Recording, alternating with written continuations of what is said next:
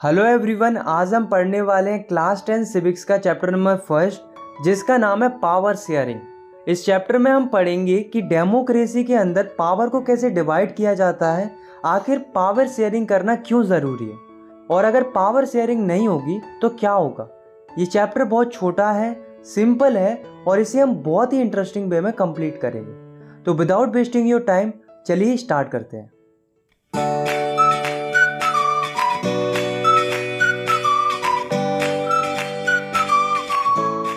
हमारे चैप्टर की शुरुआत होती है दो देशों की कहानी से, बेल्जियम और श्रीलंका से। तो सबसे पहले शुरुआत करते हैं बेल्जियम की स्टोरी से। तो ये है बेल्जियम। बेल्जियम एक यूरोप का छोटा सा देश है। इसकी जो बॉर्डर है वो France, Netherlands, Germany and Luxembourg से कनेक्टेड है। दोस्तों, अगर हम इसके एरिया की बात करें तो ये उतना ही छोटा है जितना कि इंडिया का हरियाणा स्टेट है, लगभग उतने ही साइज़ का है। और अगर हम पॉपुलेशन की बात करें तो बेल्जियम में लगभग 1 करोड़ लोग रहते हैं। अब आप इस मैप को देखो, ये जो ऊपर का एरिया है वो है फ्लामिश रीजन। इसमें 59% लोग रहते थे जो कि डच भाषा बोलते थे। और ये जो नीचे का रीजन है वो है वलोनिया रीजन, जिसमें 40% लोग रहते थे जो कि फ्रांस लैंग्वेज बोलते थे।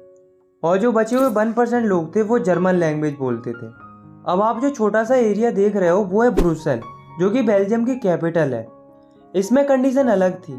इसमें क्या था कि जो 80% लोग थे वो फ्रांस लैंग्वेज बोलते थे और जो 20% लोग थे वो डच लैंग्वेज बोलते थे। तो यहाँ से हमें क्या पता चला कि जो कंट्री थी उसमें मेजॉरिटी डच स्पीकिंग लोगों की ज़्यादा थी और जो कैपिटल थी उसमें मेजॉरिटी फ्रांस स्पीकिंग लोगों की ज़्यादा थी, मतलब उल्टा था। अब हुआ क्या कि इन दोनों कम्युनिटीज़ के बीच में बहुत ज़्यादा टेंशन बढ़ने लगा। अब टेंशन क्यों बढ़ने लगा, इसके दो कारण थे। पहला कि जो फ्रांस स्पीकिंग कम्युनिटी थी वो रिलेटिवली ज़्यादा रिच और पावरफुल थी डच स्पीकिंग कम्युनिटी से, जिस वजह से France speaking community Dutch speaking community को सप्रेस कर रही थी। दूसरा कि जो डच स्पीकिंग कम्युनिटी थी उसको इकोनॉमिकल डेवलपमेंट एंड एजुकेशन का लाभ बहुत देरी से मिलता था। अब आप खुद ही सोचो कि अगर एक कम्युनिटी को ज़्यादा लाभ मिलेगा और दूसरी कम्युनिटी को कम लाभ मिलेगा तो क्या होगा, आप उसमें टेंशन और ज़्यादा बढ़ेगा। और ऐसा हुआ भी। 1950 से लेकर 1960 तक बेल्जियम में दोनों कम्युनिटी के बीच में टेंशन बहुत ज़्यादा बढ़ने लगा और जो कैपिटल थी ब्रुसेल उसमें कंडीशन और भी ज़्यादा कॉम्प्लेक्स होने लगी। अकोमोडेशन इन बेल्जियम, तो ये प्रॉब्लम और ज़्यादा बढ़ती। उससे पहले जो बेल्जियम की गवर्नमेंट थी उसने थोड़ी समझदारी दिखाई और उन्होंने 1970 से लेकर 1993 तक कॉन्स्टिट्यूशन में 4 बार बदलाव किए ताकि कंट्री में शांति बनी रहे और कम्युनिटीज़ के बीच में लड़ाई ना हो। तो इसके लिए कॉन्स्टिट्यूशन में कई सारे बदलाव होते हैं। क्या क्या बदलाव होते हैं चलिए जानते हैं। तो पहला चीज़ ये होता है कि जो सेंट्रल गवर्नमेंट होगी उसमें डच और फ्रांस स्पीकिंग लोगों के इक्वल नंबर ऑफ मिनिस्टर होंगे। दूसरा चीज़ ये होता है कि अगर कोई स्पेशल लॉ पास करना है तो वो दोनों ग्रुप्स की सहमति से ही पास होगा, किसी एक ग्रुप की मर्जी से वो पास नहीं होगा। तीसरा चीज़ ये होता है कि बहुत सी सेंट्रल गवर्नमेंट की पावर्स स्टेट गवर्नमेंट्स को भी दे दी जाती हैं और स्टेट गवर्नमेंट इंडिपेंडेंटली अपना काम कर सकती हैं। सेंट्रल गवर्नमेंट का उसमें कोई रोल नहीं रहेगा। फोर्थ चेंज था कि जो कैपिटल थी बेल्जियम की ब्रुसेल, उसमें एक अलग से गवर्नमेंट बनाई गई जिसमें दोनों कम्युनिटी के इक्वल रिप्रेजेंटेटिव रहेंगे। फिफ्थ चेंज था कि इन्होंने इन सब के अलावा एक और तरीके की गवर्नमेंट बनाई जिसे कम्युनिटी गवर्नमेंट बोला जाता है। ये कम्युनिटी गवर्नमेंट तीनों ग्रुप्स के लिए अलग अलग बनाई गई थी जो कि अपनी अपनी कम्युनिटी के लिए कल्चर, एजुकेशन और लैंग्वेज रिलेटेड मुद्दों पर काम करती थी।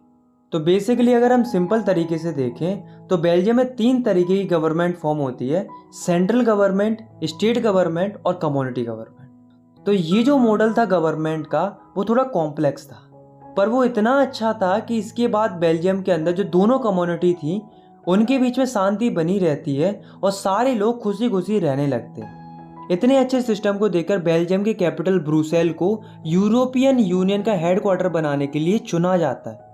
तो ये थी बेल्जियम की स्टोरी, जिसकी एक अच्छी या हम कह सकते हैं हैप्पी एंडिंग होती है। इसी से रिलेटेड एक दूसरी कहानी है जो कि है श्रीलंका की। तो ये है श्रीलंका। ये एक आइलैंड नेशन है जो कि चारों तरफ से पानी से घिरा हुआ है। अगर हम इसकी पॉपुलेशन की बात करें तो इसमें लगभग 2 करोड़ लोग रहते हैं। हाँ, लगभग उतने ही जितनी हरियाणा की पॉपुलेशन है। श्रीलंका की कैपिटल है कोलंबो। अब हम देखते हैं इतने कंपोजिशन ऑफ श्रीलंका, मतलब श्रीलंका में किस किस तरह के लोग रहते हैं। तो 74% जो लोग हैं वो सिन्हालाज स्पीकर्स हैं, मतलब जो सिन्हालाज लैंग्वेज बोलते हैं। 18% जो लोग हैं वो तमिल स्पीकर्स हैं, मतलब जो तमिल भाषा बोलते हैं। तमिल स्पीकर्स भी दो तरह के हैं, तमिल नेटिव्स ऑफ श्रीलंका, मतलब वो तमिल्स जो पहले से ही श्रीलंका के निवासी। दूसरे इंडियन तमिल्स, मतलब ऐसे तमिल्स जो इंडिया के निवासी थे पर वे कई साल पहले श्रीलंका आ गए थे एज अ टी वर्कर और वे वहीं पर सेटल हो गए थे। और 7% जो लोग हैं वो क्रिश्चियन हैं, जो कि सिन्हालाज और तमिल्स दोनों ही भाषा बोलते हैं। जो सिन्हालाज स्पीकर्स हैं वो बुद्धिस्ट हैं, मतलब बुद्धिज्म को सपोर्ट करते हैं। और जो तमिल हैं वो हिंदू भी हैं और मुस्लिम भी हैं। मेजोरिटेरियनिज्म इन श्रीलंका। अब दोस्तों श्रीलंका में क्या हुआ कि जो वहाँ की गवर्नमेंट थी वो मेजोरिटी को यानी कि सिन्हालाज को सपोर्ट करने लगी, उनके हिसाब से नियम बनाने लगी। तो क्या किया गवर्नमेंट ने, देखो। फर्स्ट 1956 में उन्होंने एक एक्ट पास किया जिसमें उन्होंने सिन्हालाज को श्रीलंका की ऑफिशियल लैंग्वेज घोषित कर दिया। सेकंड, गवर्नमेंट क्या करने लगी कि जो सिन्हालाज स्पीकर्स थे उनको फेवर करने लगी जॉब्स और एडमिशंस में। मतलब अगर दो कैंडिडेट ने सेम जॉब के लिए अप्लाई किया है तो उसमें से जो सिन्हालाज वाला होगा उसको वो जॉब मिल जाएगी, तमिल वाले को नहीं मिलेगी। तो देख रहे हो डिस्क्रिमिनेशन होने लगा था। थर्ड, जो श्रीलंका की गवर्नमेंट थी वो धर्म के आधार पर भी भेदभाव करने लगी थी। श्रीलंकन गवर्नमेंट ने ऐसे कई सारे नियम बना दिए थे जो बुद्धिज्म को सपोर्ट करते थे और बुद्धिज्म को बढ़ावा देते थे, बाकी रिलीजन्स को इग्नोर किया जा रहा था। तो ये तीनों पॉइंट्स को देखने के बाद हमें ये तो पता चल गया कि श्रीलंका में गवर्नमेंट सिन्हालाज को सपोर्ट कर रही थी, उनकी लैंग्वेज, कल्चर, रिलीजन सबको प्रमोट किया जा रहा था। वहीं दूसरी ओर तमिल्स के साथ डिस्क्रिमिनेशन हो रहा था, उन्हें इग्नोर किया जा रहा था।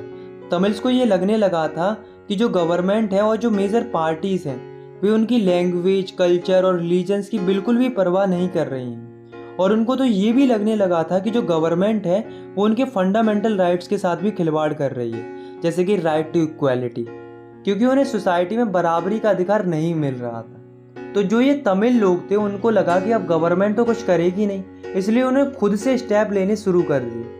तमिल्स ने क्या किया कि उन्होंने अपनी पॉलिटिकल पार्टीज बनाई और डिमांड करना शुरू कर दिया। इनकी पहली डिमांड थी कि तमिल लैंग्वेज को भी ऑफिशियल लैंग्वेज डिक्लेयर कर दिया जाए। दूसरी डिमांड थी कि उनके रीजन में सेपरेट गवर्नमेंट बना दी जाए। तीसरी डिमांड थी कि तमिल लोगों को भी इक्वल अपॉर्चुनिटीज मिलनी चाहिए जैसा कि सिन्हालाज को मिलती है। लेकिन दोस्तों जो गवर्नमेंट थी उसने इनकी डिमांड्स नहीं मानी, बल्कि तमिल्स की डिमांड को इग्नोर किया। तो तमिल्स ने कहा कि अगर आप हमारी ये डिमांड्स पूरी नहीं कर रहे हो तो कम से कम हमारे लिए एक सेपरेट कंट्री ही बना दो नॉर्थ एंड ईस्टर्न पार्ट में, जिससे हम वहाँ पर खुशी खुशी रह सके। लेकिन गवर्नमेंट ने इसके लिए भी मना कर दिया।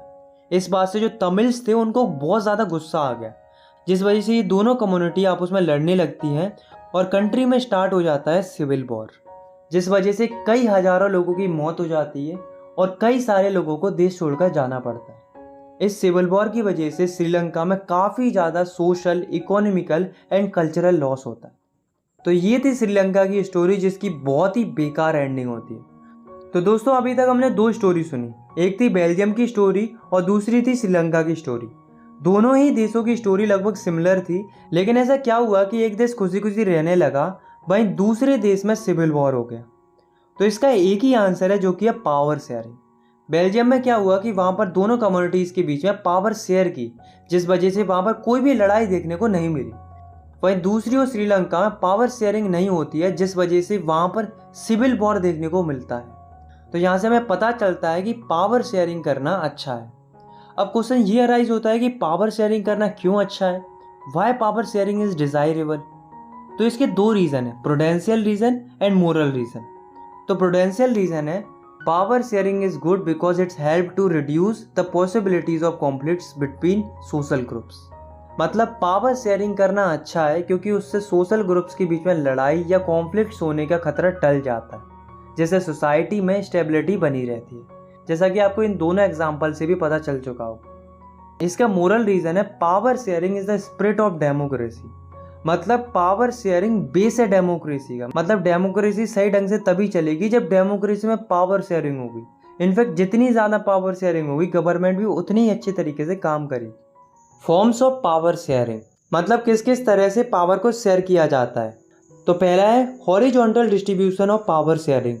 इसमें क्या होता है कि जो गवर्नमेंट की पावर होती है उसे सेम लेवल पर डिवाइड किया जाता है गवर्नमेंट के अलग अलग ऑर्गन्स में, जैसे कि लेजिस्लेचर, एग्जीक्यूटिव एंड जुडिशरी।